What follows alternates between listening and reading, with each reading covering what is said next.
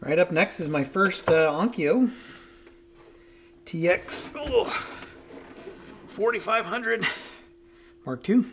Kind of heavy. Actually, it's not too heavy. Just it's a large receiver. So what's going on with this one is we have and I've already listened to this one, so we have staticky, poppy noise coming from the right channel. What I want to confirm today, though, is that it's actually just the right channel and not both channels. I pulled the service manual down for this and kind of gave it a look because I am not familiar with these, and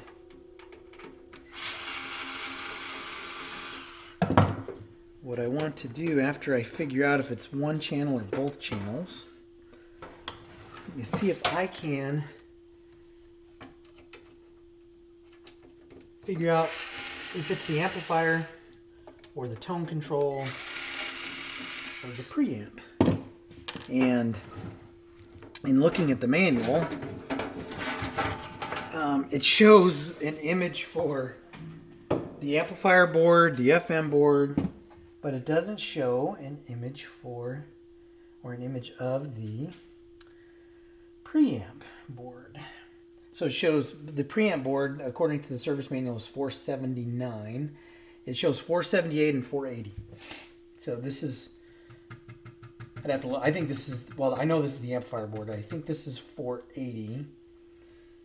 But again, I don't know where 479 is. I don't know if it's a part of another board, which I believe is the case. I believe it's down here because this is where the tone controls reside. And looking at the numbers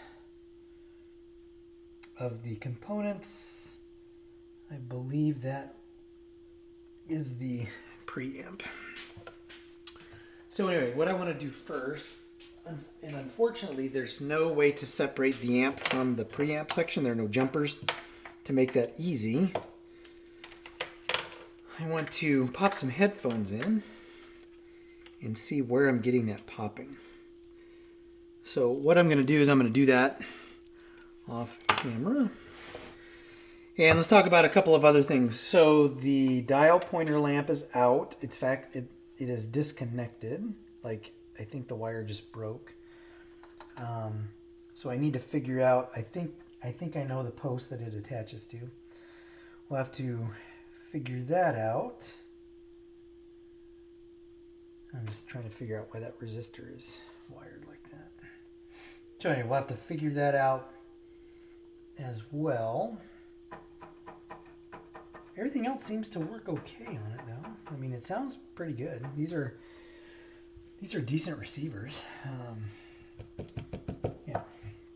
And then we'll figure out, well, I'm sure something will pop up along the way, but let me give this a listen, figure out if I can determine where that popping is really coming from, and then we'll come back.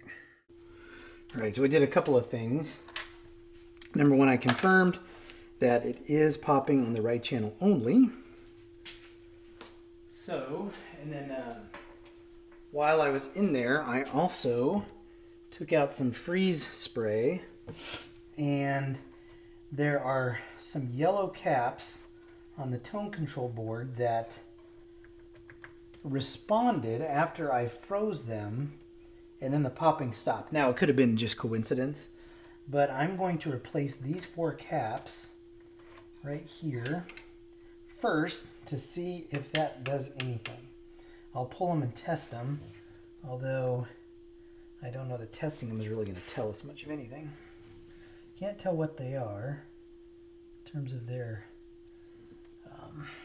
value, but I think I'm going to start there and then see where that gets us. So what I'll do is I'm going to speed through this. I'm going to flip this over, take the bottom off, and then pull those caps and test them.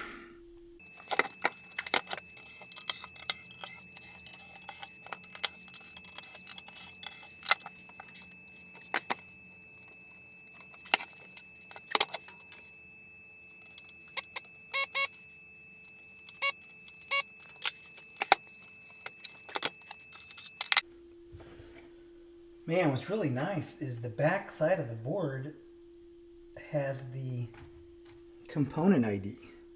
So that makes it really, really handy. All right, so this is 453. It's supposed to be a 2.2 microfarad. So let's see what this looks like.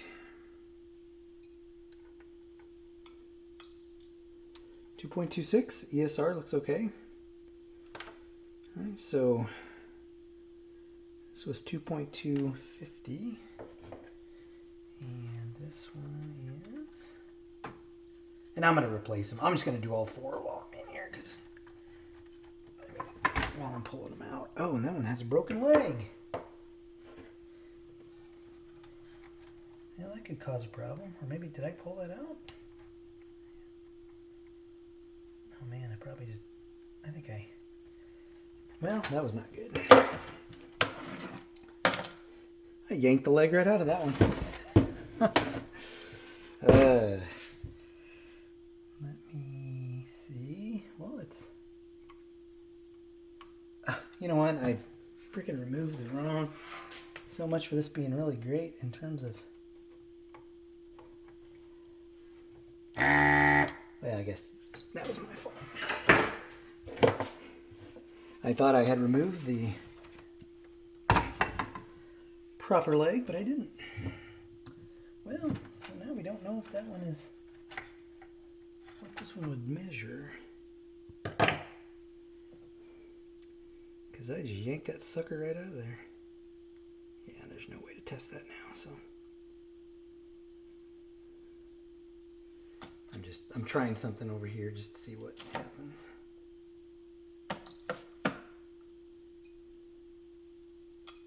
No. Yep, nope, I broke that one. And this one is 150.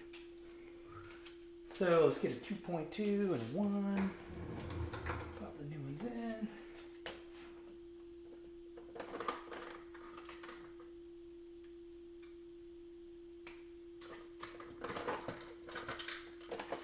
Since I'm going to do both sides, might as well bring these over. Alright, so this is a 2.2. That goes into 453. That should be negative towards me.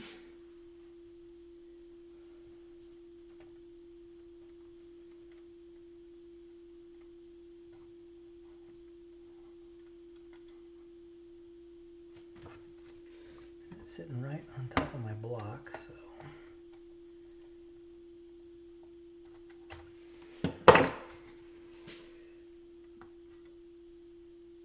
I know this isn't very compelling right now.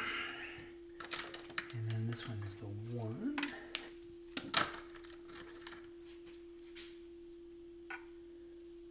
So this is 461.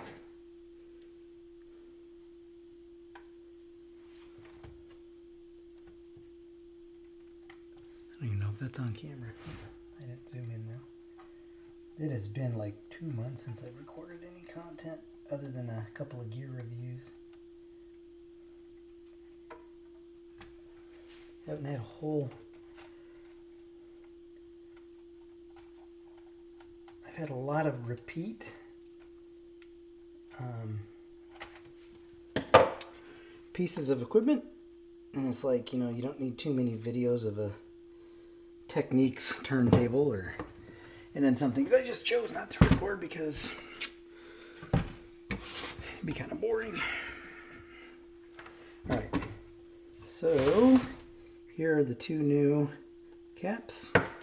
I am going to solder these in, and then I'm just going to leave it flipped upside down like this, and we'll test it.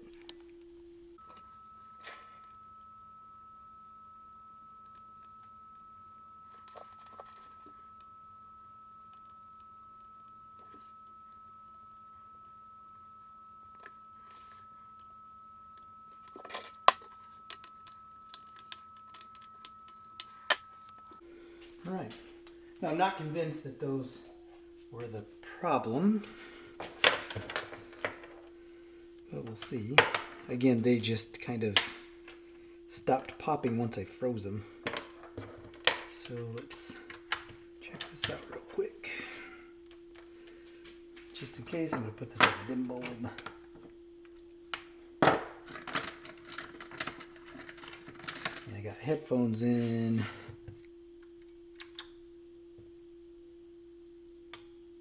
And I still have popping. So those were not the problem. All right.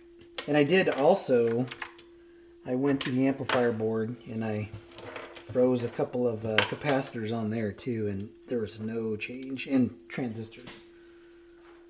So, what I'm going to do though next is replace the other two, just for the heck of it. And I mean, I don't suspect that there's a problem with those, the left channel capacitors, but if I did those two, I might as well replace the other channels. Oh, that's a bummer. But again, I didn't really think that I was going to solve the problem. Those two caps, it'd be too easy, right? It wouldn't be right if it was that easy. There are a couple of additional caps that I did not see that were close to those two, though. So I wonder, I'm going to get the freeze spray out and hit a couple of more of these caps on the tone control. Looks like there's probably, yeah, there are two more sets that are hidden down there. So I'm going to try that and then come back and let you know what I found. All right, so I think I found the problem. I'm kind of halfway through trying to get to it, but Q601, right? It's a differential amplifier, like pair of, basically it's like a 5-legged transistor, which is a two transistors where the emitters are tied. This is one piece, but the second I hit that with the freeze spray, it freaked out. And I was getting really bad popping as it warmed up. So, and from what I've read online, I can replace it with two KSC 1845s where they share the emitters. And everything is marked really clearly, but this thing is going to be a pain in the butt to get out of there. So right now what I'm trying to do is trying to figure out just what level of disassembly is going to be required. It's on the bottom of this board. And I'm hoping, I mean, I think I'm going to have to, oh my gosh, like, not the most user-friendly, or service-friendly, I should say, service-friendly design, let me tell you that, because I don't know. I think what I'm going to have to do, and gosh, what a pain in the butt just to get to those they're two SC2259s. And the problem is they're mounted at the bottom of the board, and I was hoping that I would be able to flex the board enough without completely pulling the heat sink and the amp board out of it. I have to remember I turned off my dim bulb tester. I just don't want to. I'm working this close to the transformer. Don't like to leave things hot. All right, so what I'm hoping is I can move this a little bit because I need to remove these two screws from these little clips here.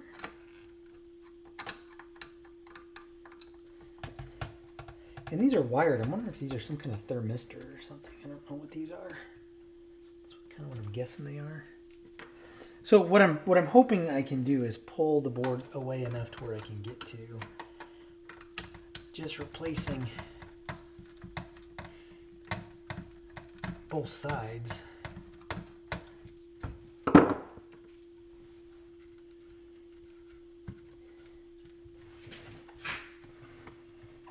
And I don't know what is holding this thing together.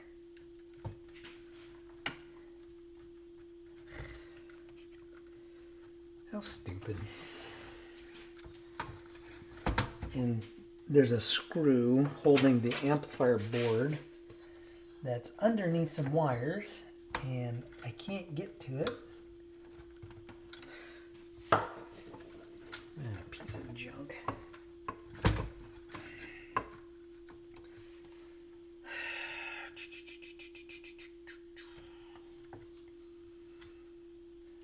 I'm gonna have to use one of my bendy screwdrivers. Alright, well this is gonna be boring. My big head's gonna be in the way. So, see if I can get this apart.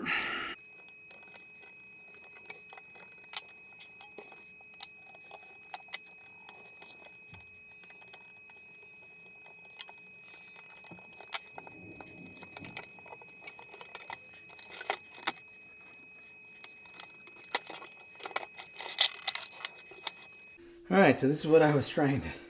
I was ready to get to some position like this to where I could actually pull these out. Kind of a weird... So, again, when I pop this out, you'll have a better understanding of what's going on with this. So this is the bad side. And...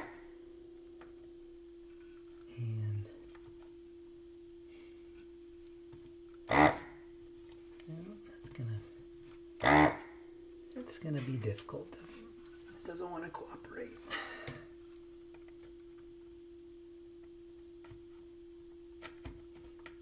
God bless you, Onkyo. I don't know that I'm gonna jump into working on any more Onkyos, I can tell you that much. Kind of at the mercy in terms of what comes into the shop. I don't do any personal repairs anymore. I was so overwhelmed, I just don't have time. So it's just the 402 vinyl stuff that I work on.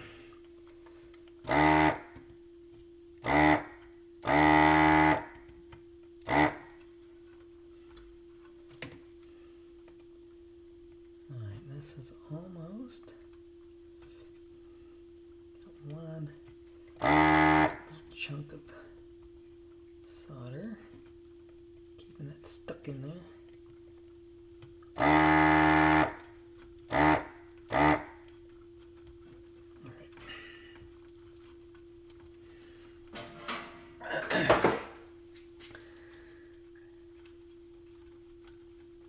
Okay, so here is what it is. Right, so two transistors, right? One package, and they share the emitters. And luckily, everything is marked on the back. And I'm going to try two 1845s.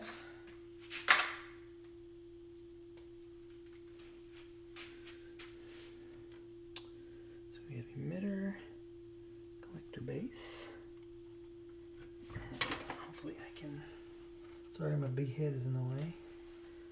This is going to be really tricky to do.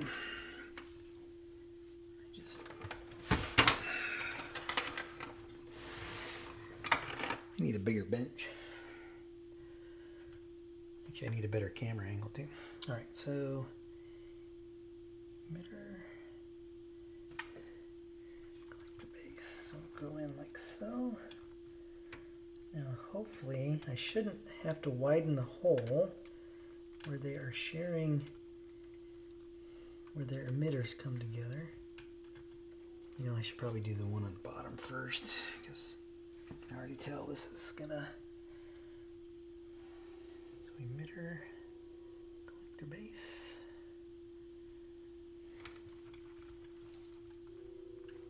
And my goal today is just to get rid of the popping. I'm not recapping this or any of that stuff. And then we have another emitter, collector base.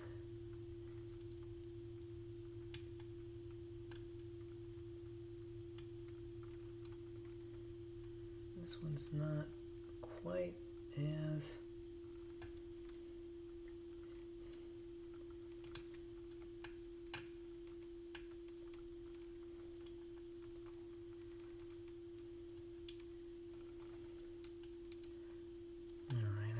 Probably have to widen that opening.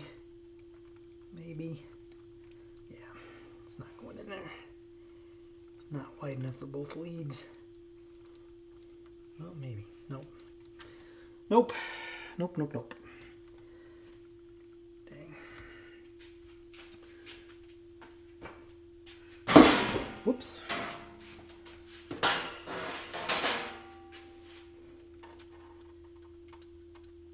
So I'm just taking my, this is actually the little drill bit, the cleaning drill that I use for my desoldering tool. Just widen this a little bit. I don't think I need much. And again, I know this is not real interesting to watch. Alright, so that one's in. And I think I'll have enough room.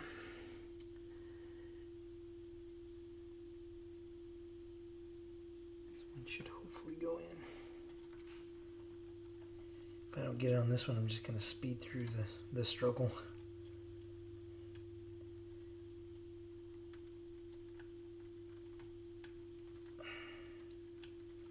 This damn thing. Alright, cool. Alright, so we got emitter, collector, base. Emitters are connected through that same hole. They're even. Awesome. Alright, so let me solder that one.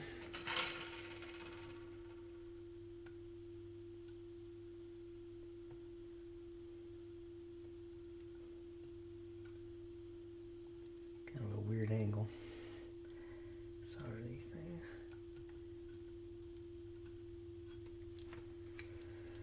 Well, I can say this is the first Onkyo and the first one of these 2259 packages that I've had to do. At least that I can remember. Alright, I'm going to do the other side. Because if this side fails, the other side will eventually fail. So I'm going to speed through that. Same struggle. Then we'll come back. I'll probably pick it up where I'm putting this together. Well, I'll speed through everything. Put it back together, test it. See what happens.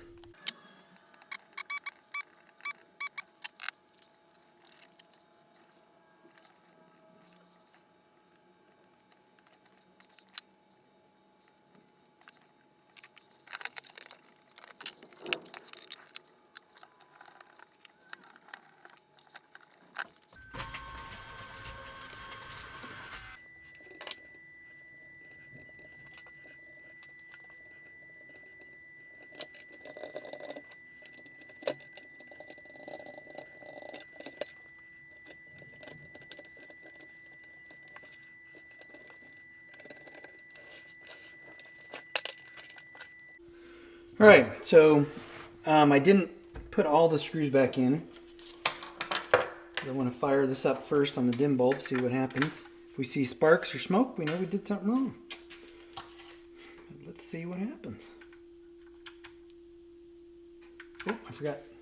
Turn that off. There we go. Came out of protection. No popping.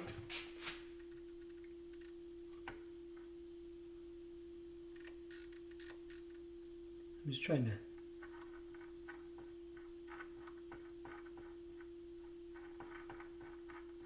Okay, so.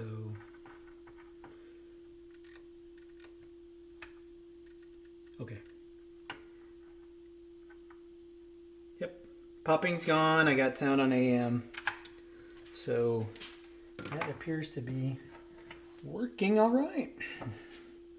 No more popping. Now I'm going to have to go in and look at the alignment procedures and see how far off this is. But I at least want to get these in. Let this, now I won't let it run until I at least check the DC offset and bias. Although at least the protection circuit is leading me to believe that offset is all right, because it came out of protection pretty efficiently. So, and then I have to remember I need to do this lamp. But, let's see, how size is that? Oh man, am I going to have to pull this thing apart to get to that? I sure am. I'm going to have to pull the faceplate off to get to that lamp.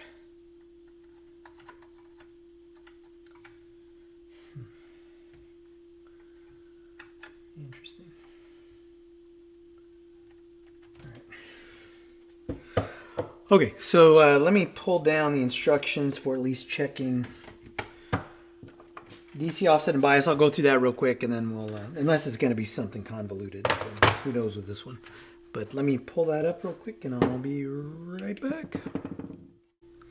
All right.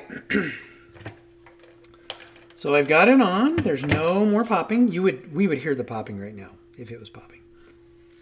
I've got it on tape monitor 1 per the service manual. I've got voltmeter. I don't really know where I can put this, where you can see it. I guess I can probably put it there, top of the tuning gang.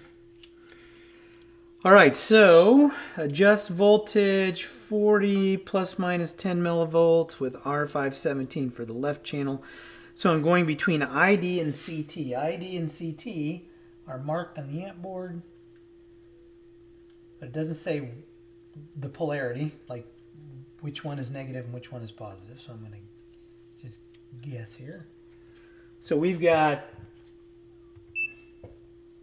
28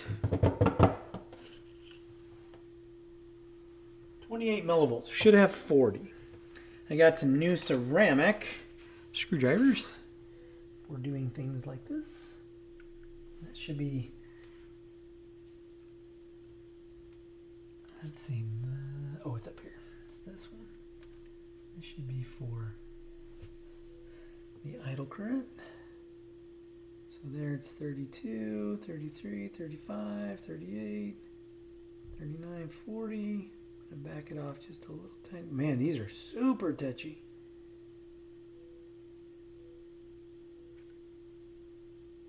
Okay, so left channel is at 40. Move this over to the right channel. Let's see, and I had CT was black. ID is, whoops. ID is red.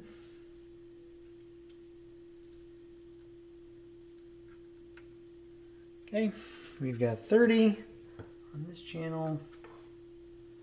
So let's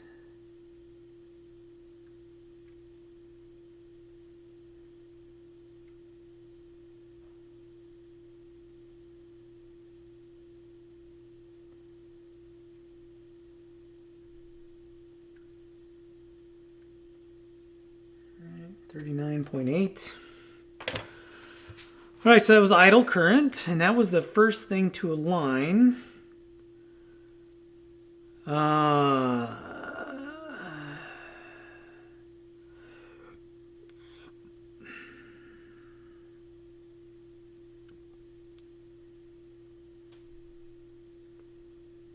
Okay, I'm just looking for the center voltage check, and it says CT and E terminals, and this should be plus or minus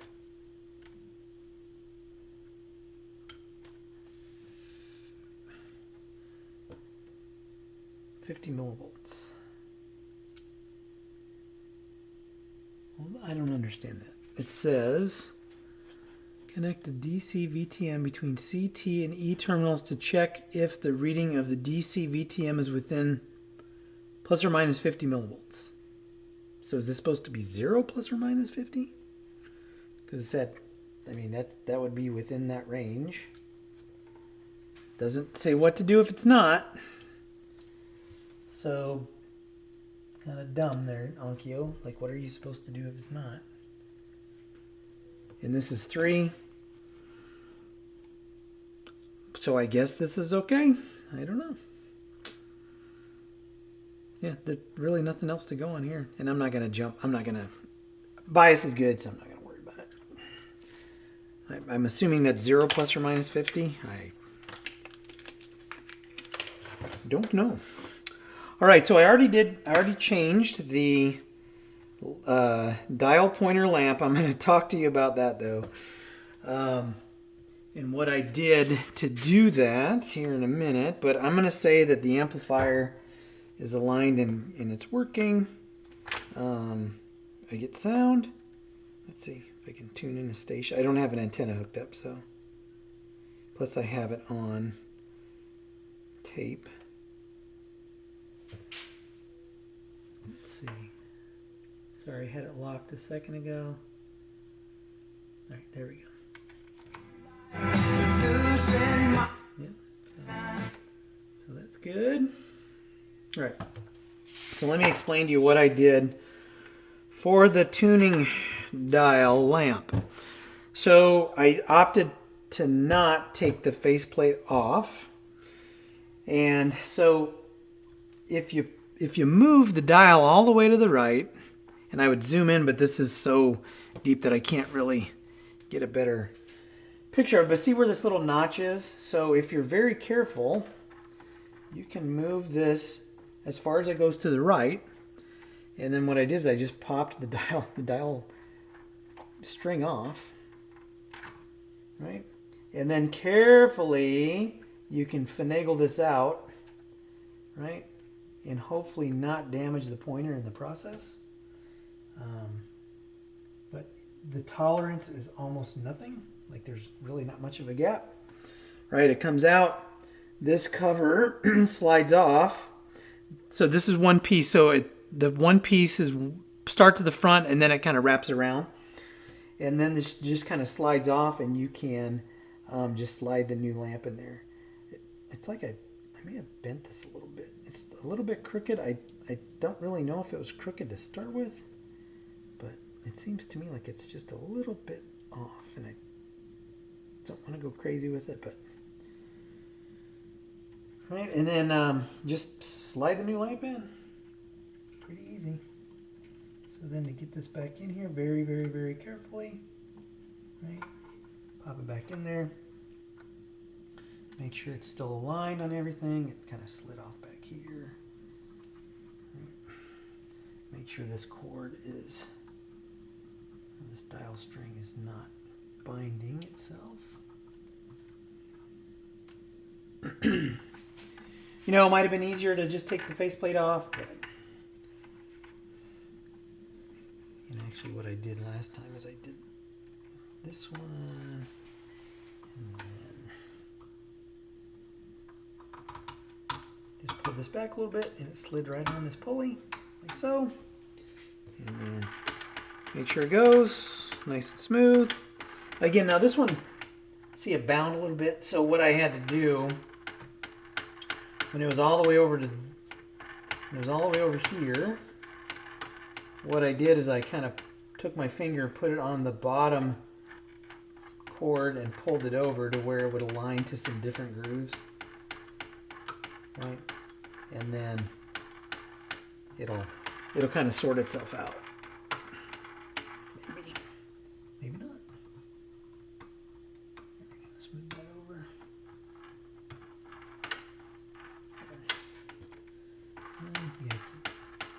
I had it aligned once. So. Anyhow, I mean, take the faceplate off too. Probably would have been better to do that, but sometimes I just like seeing what I can do on this stuff. Yeah, this one, it jumped one little groove over. So there we go. So now we're good. Nice and smooth. Back and forth. Nice bright lamp in the dial pointer. So I think we're going to call this one done. I'm just going to leave this on for a little bit. Let it play. I will do a gear review on this like I have been doing with all of the things that I've worked on. In fact, I've done more gear reviews than I've actually done repairs. I like doing the gear reviews. They're kind of fun. Put my stuff in. All right, so I'm going to call the Onkyo done. listen to it while I clean up a little bit. And yeah, I do have to put that one screw back in here, so I'll get that here when I button everything back up. So I think that's going to wrap it up for this. So as always, if you like what you see, hit like, hit subscribe, and I will catch you all in the next video.